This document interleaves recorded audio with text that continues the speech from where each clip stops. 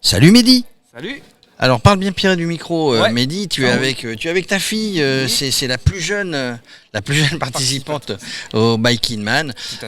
Non sérieusement, elle va t'encourager de loin avec la maman, mais c'est ton premier Bike in Man. Ouais. Tu viens de Montpellier et tu t'es dit bah tiens pendant le mois d'août il fait pas très chaud, autant aller faire 1000 km de vélo, c'est ça? C'est ça qui t'a décidé? Bah ouais, carrément. En plus, j'avais qu'une semaine de vacances pour tout l'été. Je me suis dit, tiens, je vais me faire plaisir, farniente sur un vélo, 1000 km.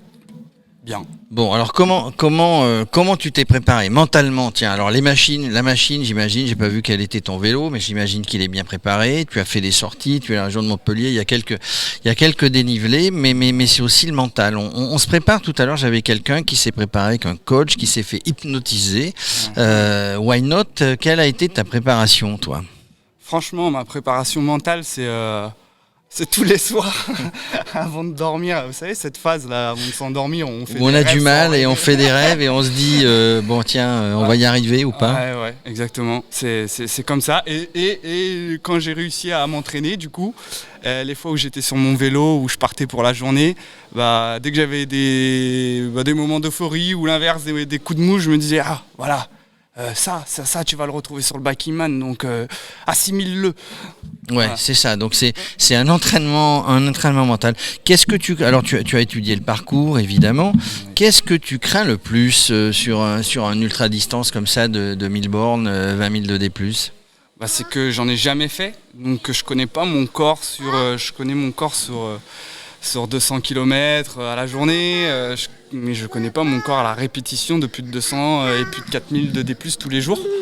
Donc si je comprends ça me bien, fait- c'est l'enchaînement. Ouais. Ta fille approuve d'ailleurs, Oui, mais oui. c'est l'enchaînement de tout ça que tu n'as pas forcément. Voilà, elle n'est pas contente que tu t'en ailles tout seul pendant le Bike in Man, ta Non. fille. Ouais, Mais elle va te soutenir. Donc Oui. c'est l'enchaînement de tout ça qui fait que c'est peut-être la principale difficulté, parce que sortir, faire des sorties, faire des dénivelés, tu connais, mais c'est peut-être du coup de se retrouver à enchaîner tout ça pendant 5 jours. Et puis j'ai un petit peu étudié le parcours, je connais pas les moindres kilomètres, mais je crois qu'on finit par la Chartreuse un petit peu. Alors il y a un enchaînement Chartreuse-Vercors. Non, Ouais, le plat de résistance effectivement c'est la Chartreuse. Ouais. Fromage et dessert c'est le Vercors avec un final à couper le souffle, de difficulté entre guillemets, mais aussi de beauté, parce que le Bike in Man c'est passer par des endroits magnifiques. On va avoir une semaine ensoleillée, passer par des endroits magnifiques, ça c'est bien aussi. On fait un peu de tourisme, non, quand on fait un Bike in Man? Bah c'est ça, je connaissais pas très bien vers Naples, je me suis dit le meilleur moyen de découvrir un peu le patrimoine français de ce côté-là, c'était le vélo. Donc du vélo, t'en fais depuis combien de temps? 2 ans. 2 ans, c'est vrai? Ouais. Donc ça veut dire que tu es un jeune, je vais pas dire néophyte, mais un jeune pratiquant de vélo. Ouais. Et voilà, donc tout de suite attiré par l'ultra-distance, parce que ça permet d'aller au-delà de peut-être ce qu'on pense pouvoir faire. Complètement, et puis j'étais déjà un petit peu initié au voyage à travers des treks à pied. Et cette notion de distance, de voir du paysage, surtout de prendre du plaisir à découvrir des paysages, c'est ce qui m'a attiré en fait dans l'ultra-distance. Alors bien sûr il y a la notion d'effort, c'est indéniable, mais je préfère retenir plutôt la notion de plaisir et la notion de découverte de paysages, de gens et autres, quoi. Alors tu sais qu'on peut te suivre, toute ta famille, ton entourage, par le biais des réseaux sociaux, par le biais de la trace, la cartographie. C'est bien de penser que finalement on est aussi soutenu par ses proches, par ses amis, qui vont peut-être booster à un moment donné quand on aura un petit coup de moins bien. Ouais, complètement, c'est pour ça d'ailleurs j'ai ma femme et ma fille, enfin, c'est un moteur, je sais que ça va être un moteur à chaque minute, à chaque instant quand je vais penser à eux. J'ai partagé à toute ma famille, à tout mon entourage, au boulot, le lien pour être suivi. J'espère avoir des messages chaleureux que je vais pouvoir consulter le soir.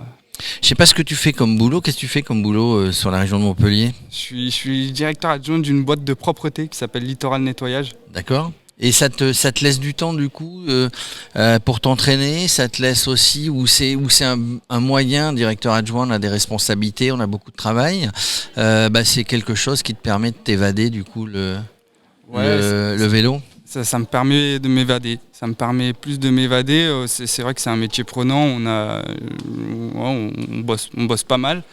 Je m'éclate, hein, mais forcément il faut allier tout ça, sortir tous les soirs, et puis aussi il faut allier la vie de famille. Donc après on a 2 jours dans un week-end.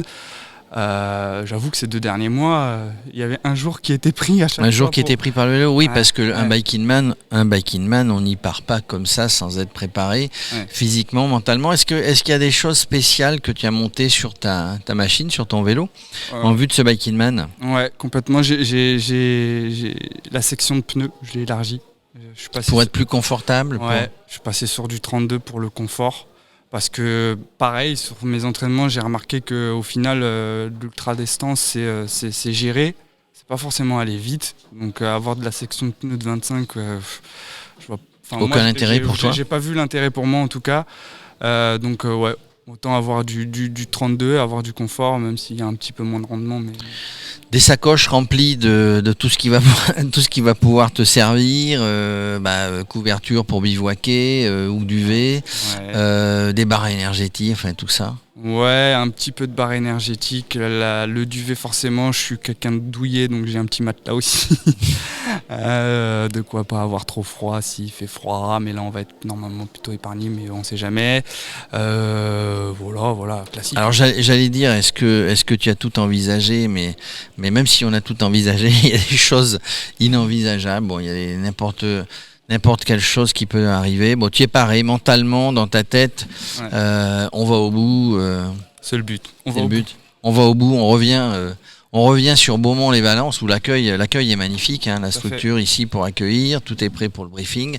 On revient au bout à Beaumont-les-Valences en disant, quel que soit le nombre de jours, que ça soit 2 jours et demi ou 5 jours, le but c'est d'être là vendredi prochain pour départ lundi 6h et d'être là vendredi. Hein. C'est ça.